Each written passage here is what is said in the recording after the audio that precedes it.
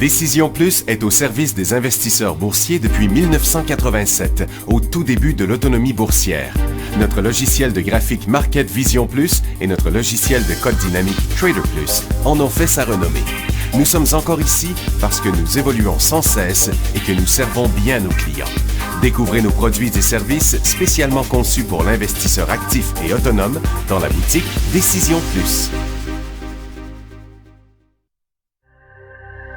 Le logiciel de graphique Market Vision Plus est en français. C'est le logiciel le plus utilisé par les investisseurs de chez nous. C'est lui que vous voyez dans le feu de l'action.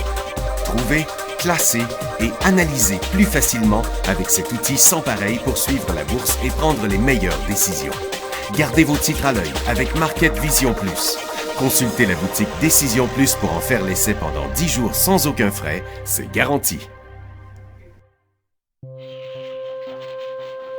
Laissez-nous vous guider pour analyser la bourse et prendre vos décisions. Les analystes de Guru.tv feront tout le travail pour vous. De minute en minute, nous classons les titres selon leur situation technique. Nous révélons les signaux d'achat et de vente. Nous publions des recherches poussées et nous prodiguons des conseils en temps réel. Ça commence avant l'ouverture et ça se poursuit jusqu'à la fermeture des bourses. Profitez de chaque cycle boursier avec Guru.tv. Trader Plus, l'instrument du day trader. 50 cotes qui clignotent en même temps. Autant de listes que vous voulez. Graphiques à la seconde. De 3 à 30 graphiques. Des alarmes à volonté. Des listes de cotes préparées. Des modèles graphiques préparés. Prêts à faire feu. Achetez, vendez avec Trader Plus.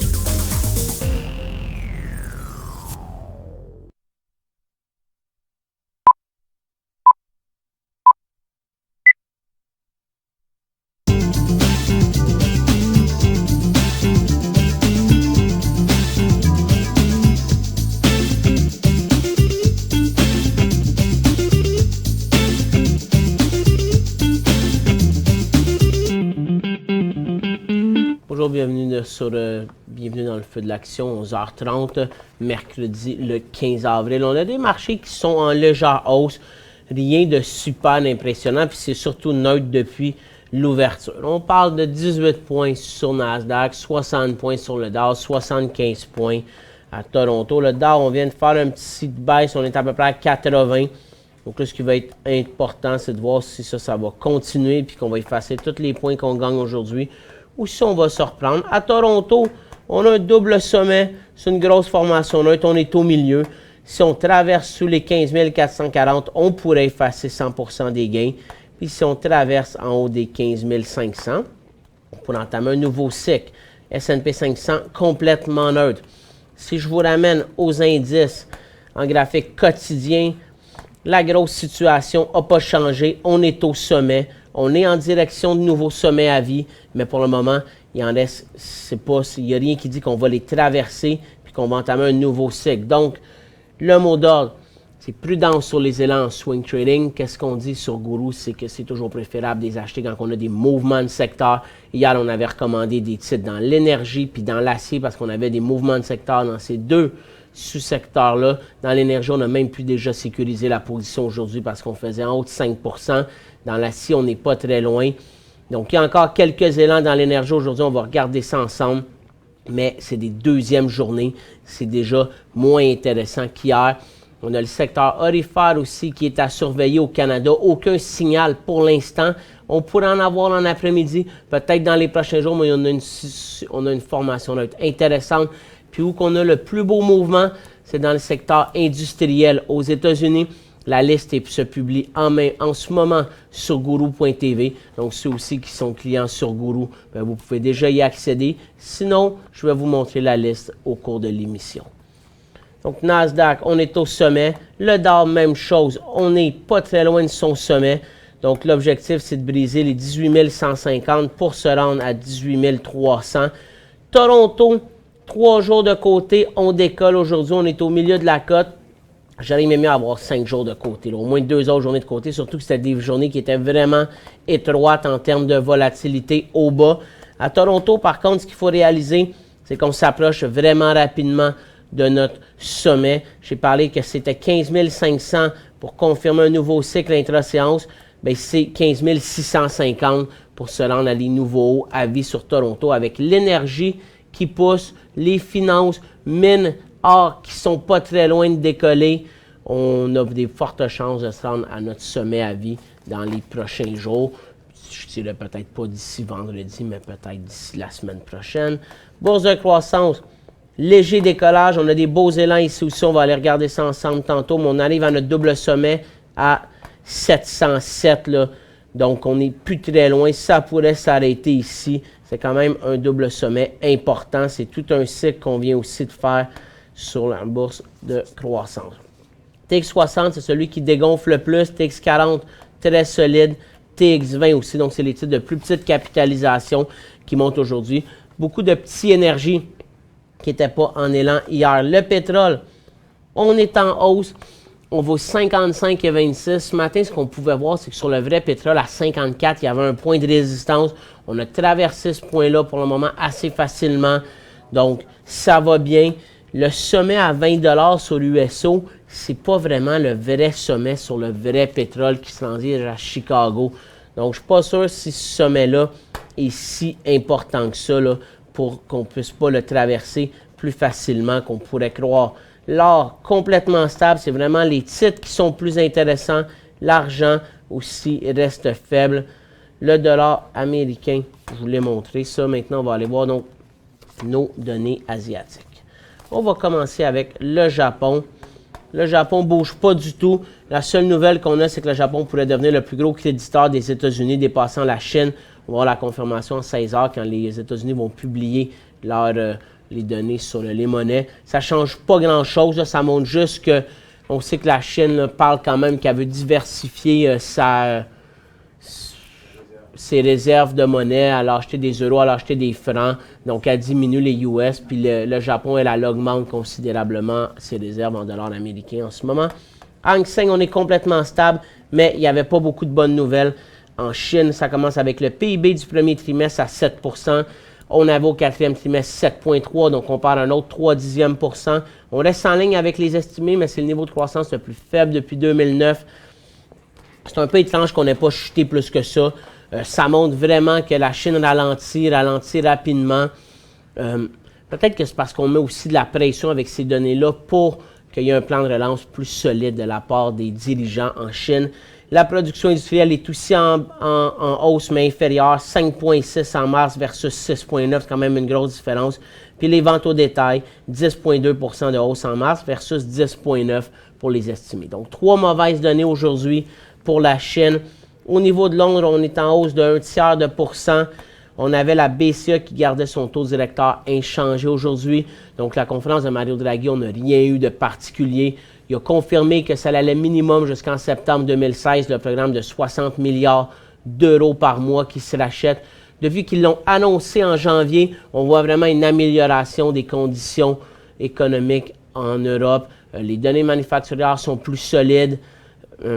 Puis aussi, on a les prêts que les banques qui font aux PME, aux particuliers, sont en augmentation. C'est la meilleure façon d'augmenter l'inflation puis de partir la machine économique en donnant, pas en donnant de l'argent, mais en distribuant des prêts. Donc, cet argent-là est beaucoup plus utile que quand il est rangé dans un compte de banque puis qu'il dort là. Donc, en légère hausse. Puis, au niveau de la Grèce, bon, on a le premier ministre des Finances de la Grèce, M. Varoufakis, qui va rencontrer le président Obama demain. On sait que la Grèce ne s'entend pas avec le FMI, la zone euro. Peut-être que M. Obama, lui, va pouvoir alléger les tensions, puisque c'est quand même quelqu'un qui est un petit peu plus à l'extérieur de ce dossier-là, puisque ce n'est pas l'Europe directement. Je pense que ça peut pas nuire.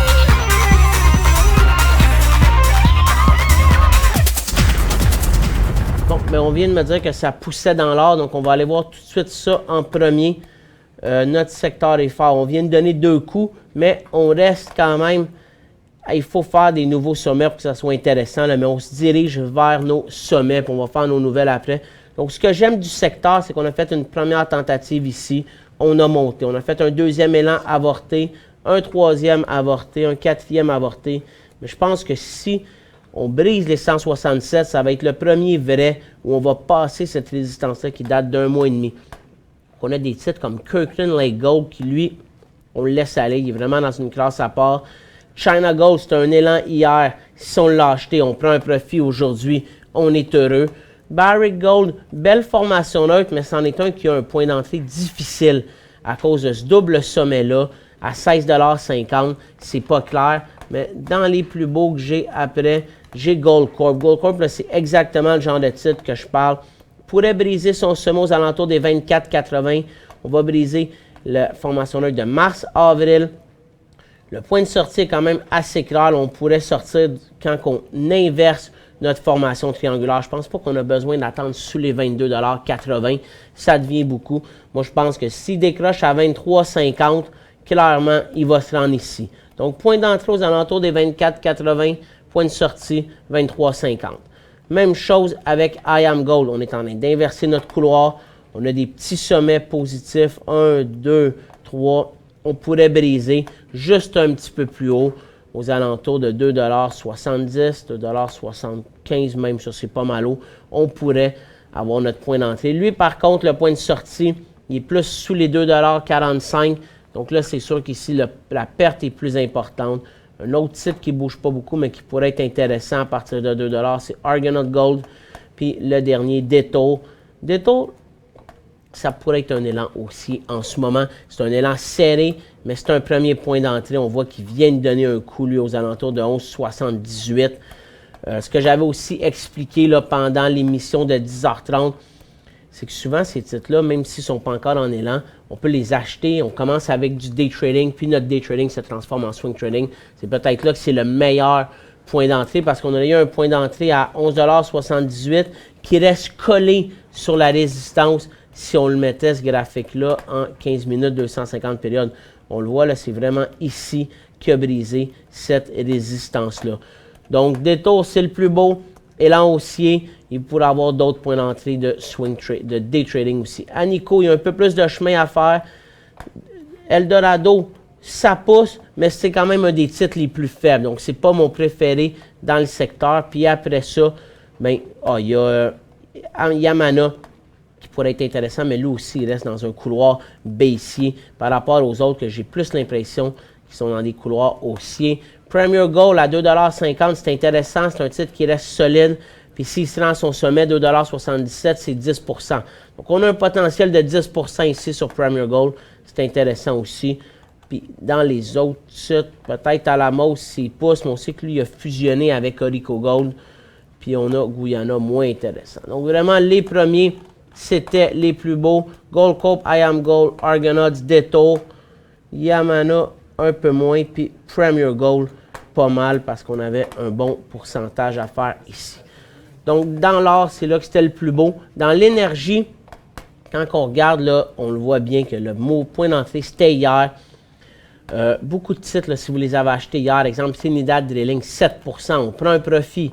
Ensign Energy, 6,5 %, on prend un profit.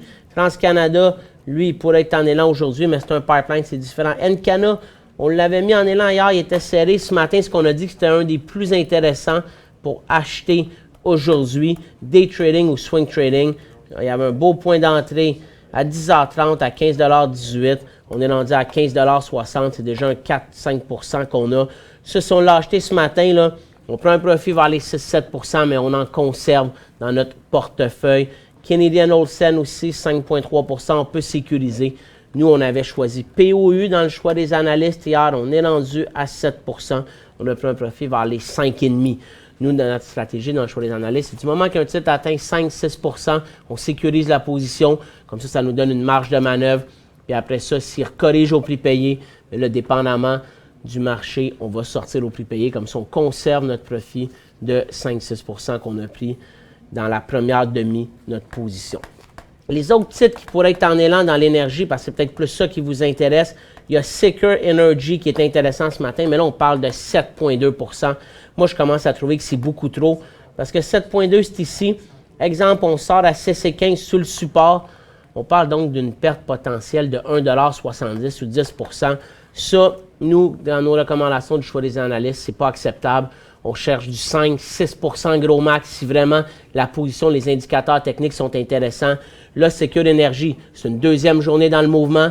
Perte de plus de 10%, arrive à son sommet. Le potentiel n'est plus là. Le potentiel était là ce matin. Burcliff aussi, c'est du 7%, mais je le préfère. Volume déjà à sa journée. Je ne pense pas que cette résistance-là, c'est la plus importante sur ce titre-là. Je pense qu'il pourrait la traverser, mais encore une fois, on parle d'une perte potentielle de 10%. Après ça, on a Savannah Energy. Ici, c'est du 9% avec des sommets négatifs. Il pourrait se rendre jusqu'à 2,34 $. C'est quand même un 10% aussi à la hausse. Dans les énergies, on a aussi SIDX qui est quand même intéressant. On s'en va à la pause, puis quand on revient, on va continuer avec l'énergie. Puis il y a le secteur industrie aux États-Unis qui est intéressant. Pour joindre Michel Carignan et son équipe par courriel, écrivez à michelcarignan@decisionplus.com.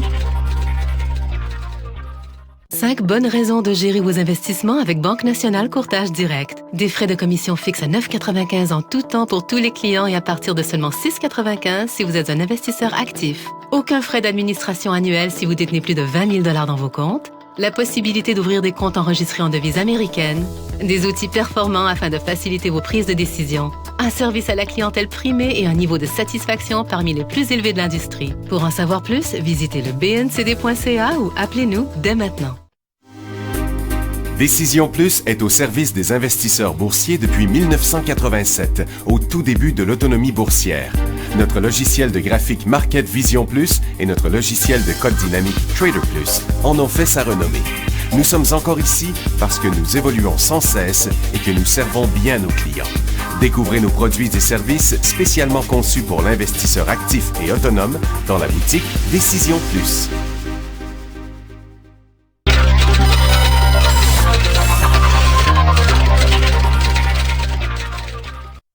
Donc, on va continuer à regarder nos plus beaux élans dans l'énergie. On était rendu à SRX sur la bourse de croissance, mais ça, c'est un élan classique. On passe les sommets. Oui, on a un pourcentage élevé, mais dans ceux qu'on a des pourcentages élevés aujourd'hui, c'est un des plus beaux SRX. Puis après ça, aux États-Unis, ben, j'ai Energy Bermuda, mais là, c'est 11%. Ça, je commence à trouver que c'est beaucoup trop. C'est tous des titres qui étaient quand même plus intéressants tôt ce matin, mais qui restent intéressants pour des points d'entrée en intra-séance. Ici, il y avait encore un point d'entrée. Il y en a eu un ici, il y en a eu un ici. C'est probablement plus comme ça qu'on devrait transiger l'énergie en après-midi. Après ça, j'ai aussi RX, 9% de hausse sur Nasdaq qui est intéressant dans l'énergie. Après ça, je tombe dans des titres industrie. Donc, j'ai Gogo. Gogo, ça, c'est un titre qui est dans le transport aérien. Il connecte les compagnies aériennes à Internet pour que les usagers puissent avoir Internet dans les avions. Donc, Gogo, ce qui est intéressant, c'est qu'on brise ces sommets-là en 2014 qu'on avait testé plusieurs fois. On les a brisés une fois, on s'est corrigé, on s'est stabilisé, on décolle aujourd'hui. Donc pour moi, un des beaux élans de la journée. Fluor qu'on a montré ce matin à 10h30 était beaucoup plus bas. Il continue à progresser. Titre d'ingénierie au même titre que SNC-Lavalin, exemple au Canada. Assez solide. Trinity Industry aussi, c'est un solide. Donc ça, c'est tous des élans qu'on a dans le secteur industrie. Après ça, Yandex dans la technologie, on brise les sommets de 2015. On est en hausse de 8% par contre.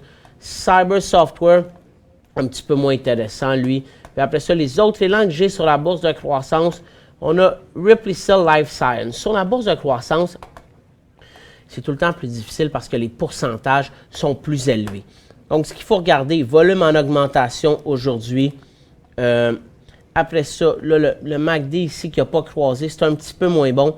Puis le fait que l'histogramme de MACD ici ne soit pas passé positif, ça me dit que ça se peut qu'il ne continue pas. Mais notre stratégie avec des titres, si on l'achetait, disons, à 55 sous, on ne tolérera jamais jusqu'à 45 sous parce que là, on parle d'une baisse de 20%. Donc, quand on achète un titre comme RP, ce qu'il faut, c'est que demain ou le surlendemain, ce titre-là monte d'un autre 15%.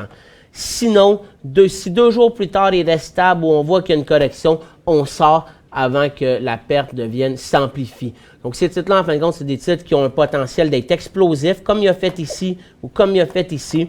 Puis, s'il ne progresse pas dans les jours suivants, il faut sortir de la position. Donc, ça, c'est la stratégie à employer avec un titre comme ARP. On l'achète maintenant ou, ça, ces titres-là, on peut aussi attendre plus tard vers 3h15 ou le surveiller. Parce que là, en plus, on dirait qu'il pourrait être à un prix d'achat plus intéressant. Puis si jeudi ou vendredi, il n'explose pas, bon, on ferme la position, puis on minimise la perte. Puis des positions comme ça aussi, on peut prendre une position beaucoup plus inférieure à ce qu'on prend d'habitude.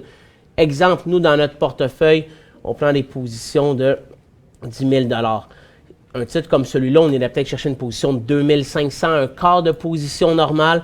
Parce que si on fait 15 sous, donc 30% sur un quart, c'est quand même intéressant. On n'a pas besoin d'aller chercher une position totale pour que ça vale vraiment la peine. Puis on minimise le risque aussi de perdre beaucoup d'argent. Puis après ça, on a à la baisse un élan, là, mais je ne pense pas que c'est le moment de conseiller des élans. À la baisse, j'ai d'autres titres d'industrie ici, Quantas Services, ça aussi, c'est compagnie d'ingénierie. Donc, grosse résistance, je l'aime mieux que Fluor. On est en hausse de juste 2%, on sortira à 28 $, donc 1,50 $ de perte, à peu près 5%, là, un des beaux élans de la journée. Ça, c'est pas mal les élans que j'avais dans les industries. Il y a d'autres titres qui sont neutres. Pour y accéder, il faut être abonné à Guru.tv. Vous savez qu'on offre un essai 10 jours aussi pour ceux qui ne sont pas abonnés. Donc, vous pouvez aller faire l'essai 10 jours. C'est sur le site de Décision Plus qu'on fait l'essai. Je vais vous le montrer après la pause exactement c'est où.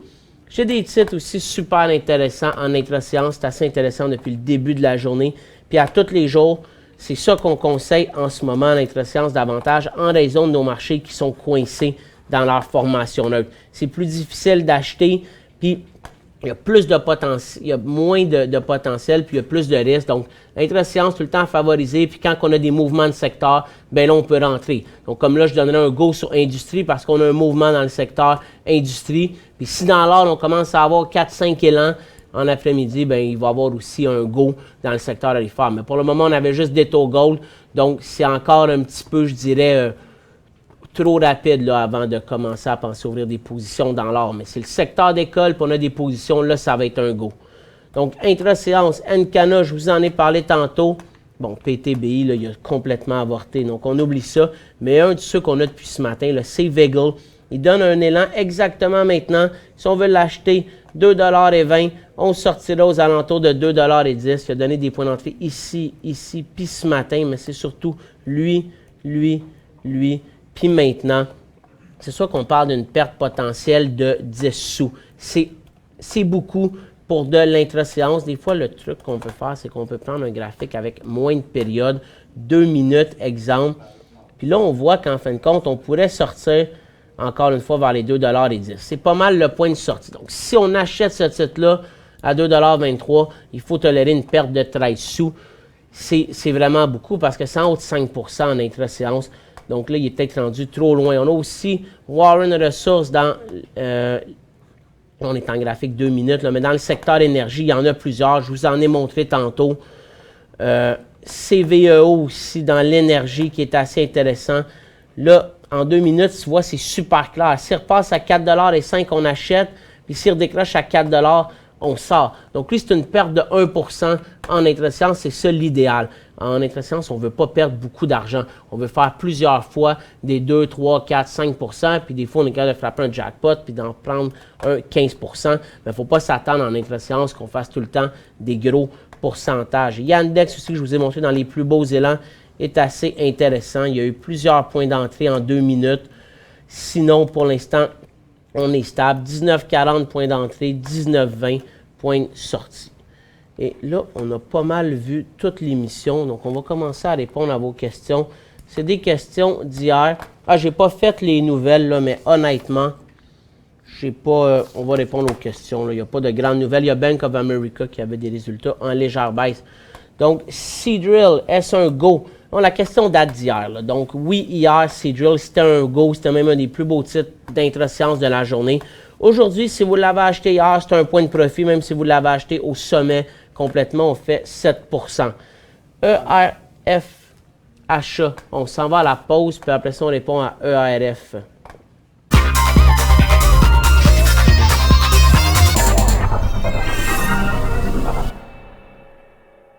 Ça. 5 bonnes raisons de gérer vos investissements avec Banque Nationale Courtage Direct. Des frais de commission fixes à 9,95 en tout temps pour tous les clients et à partir de seulement 6,95 si vous êtes un investisseur actif. Aucun frais d'administration annuel si vous détenez plus de 20 000 $ dans vos comptes. la possibilité d'ouvrir des comptes enregistrés en devise américaine, des outils performants afin de faciliter vos prises de décision, un service à la clientèle primé et un niveau de satisfaction parmi les plus élevés de l'industrie. Pour en savoir plus, visitez le bncd.ca ou appelez-nous dès maintenant. Laissez-nous vous guider pour analyser la bourse et prendre vos décisions. Les analystes de Guru.tv feront tout le travail pour vous. De minute en minute, nous classons les titres selon leur situation technique. Nous révélons les signaux d'achat et de vente. Nous publions des recherches poussées et nous prodiguons des conseils en temps réel. Ça commence avant l'ouverture et ça se poursuit jusqu'à la fermeture des bourses. Profitez de chaque cycle boursier avec Guru.tv.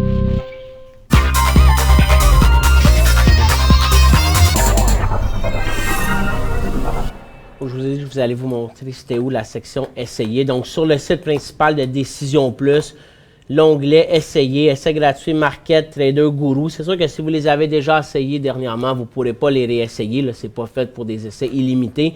Si vous n'avez jamais essayé un de nos produits, vous pouvez ici.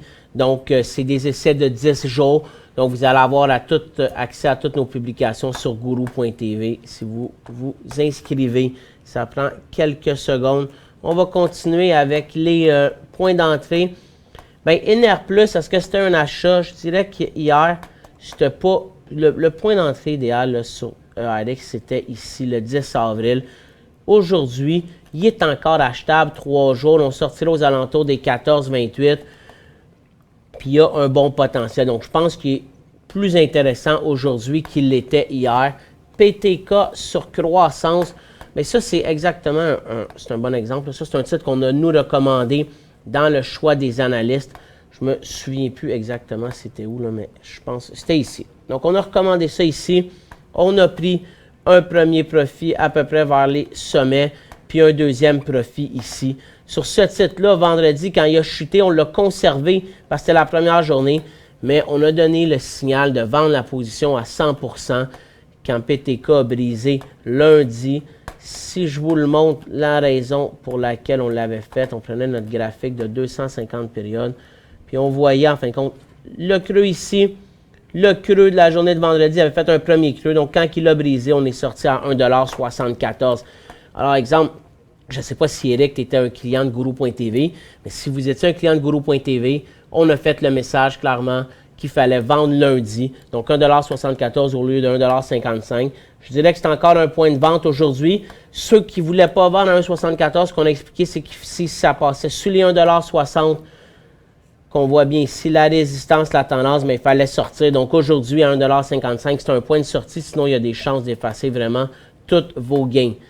EL achat, EL, c'était pas vraiment un achat hier. Le plus beau point d'entrée, c'était ici ou ici sur ce titre-là. Depuis ce temps-là, il est en continuité haussière. Mais là, il fait une formation neutre. Puis si jamais il redécollait dans les prochains jours, je pourrais l'acheter. Mais ici, hier, ça ressemblait davantage à une poursuite de la continuité.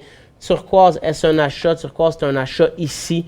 Depuis ce temps-là, il est en hausse. Je n'ai pas tous les détails de pourquoi il monte, mais il n'y a pas eu vraiment d'arrêt. L'achat était juste en bas de 4 $. Il a déjà fait 25%. MTO, achat, aucunement. MTO, il y a des titres aurifères plus intéressants que ça. On passe tout droit. Je vous en ai montré aujourd'hui si vous voulez acheter des titres aurifères. Je vous ai montré les plus beaux. Détour, Goldcorp, Argonaut, PG. C'est ces titres-là qu'on a. On embarque-tu dans HVI? HVI, ça c'est l'inverse du VIX. Donc, le VIX est en forte baisse en ce moment avec les indices qui montent. Donc, HVI est en bonne hausse. Là, on arrive au sommet du marché. Est-ce que c'est le bon moment pour acheter HVI? Je pense pas. Je pense pas que c'est le bon moment.